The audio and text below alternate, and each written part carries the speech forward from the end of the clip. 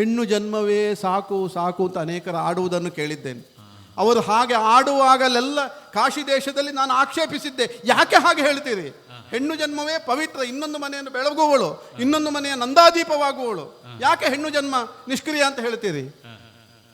ಆದರೆ ಈ ಹೊತ್ತು ನನ್ನ ಅನುಭವಕ್ಕೆ ಬರುತ್ತಾ ಇದೆ, ಹೆಣ್ಣಾಗಿ ಹುಟ್ಟಬಾರದಿತ್ತು.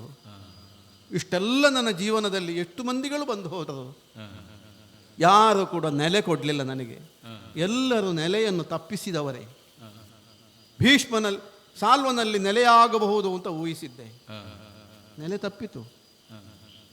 ಹಸ್ತಿನೆಯಲ್ಲಿ ನೆಲೆಯಾಗಬಹುದು ಅಂತ ಊಹಿಸಿದ್ದೆ, ಅಲ್ಲಿಯೂ ನೆಲೆ ತಪ್ಪಿತು. ಹಾಗಿದ್ರೆ ಇನ್ನೇನು?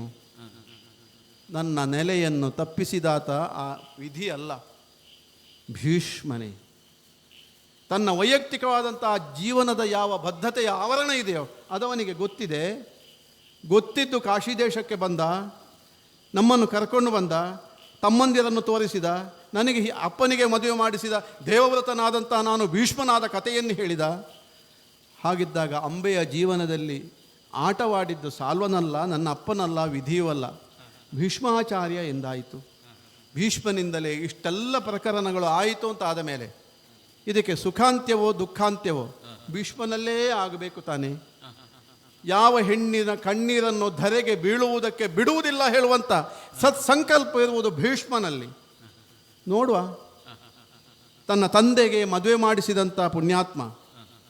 ಲೋಕದ ಜನರಲ್ಲೆಲ್ಲ ತಾಯಿ ಭಾಗೀರಥಿಯನ್ನು ಕಾಣುತ್ತೇನೆ, ಹೌದಾ? ಅಂತಹ ಪರಮ ಪುಣ್ಯ ಮನಸ್ಸುಳ್ಳಂತಹ ಭೀಷ್ಮ ಇವತ್ತು ಅಂಬೆಯನ್ನು ಬಿಟ್ಟು ಹಾಕಲಾರ. ಸ್ವೀಕರಿಸಿಯಾನು, ನೋಡೋಣಂತೆ. ಇಲ್ಲಿಯವರೆಗೆ ತಲೆ ಎತ್ತಿ ಬದುಕಿದ್ದೇನಂತೆ, ಇನ್ನು ಆಗಬೇಕಾದ್ದೇನು? ಹೋಗ್ತೇನೆ ಭೀಷ್ಮನ ಬಳಿಗೆ.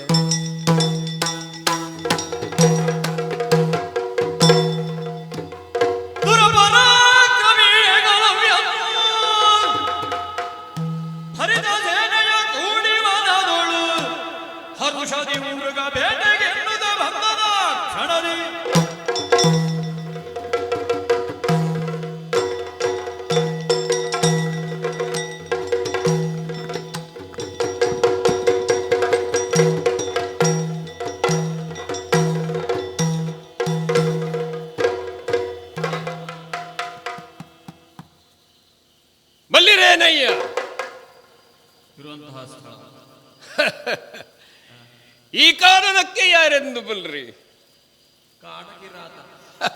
ನೀವು ಹಂಗೆ ಹೇಳ್ತೀರಿ, ನಮಗೆ ಗೊತ್ತದ್ರಿ. ನೀವು ಹಿಂಗೆ ಮಾಡೋರ್ರಿ. ನೋಡಿ, ನಮ್ಮ ಹೊಗಳ್ಬಿಟ್ರೆ ಏನು ಹೇಳಿದಾರೆ? ದುರಪರಾಕ್ರಮಿ.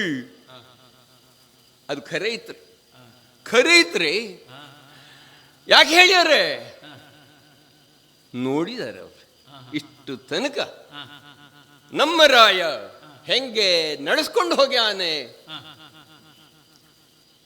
ರಾಜರಿ ನಾವು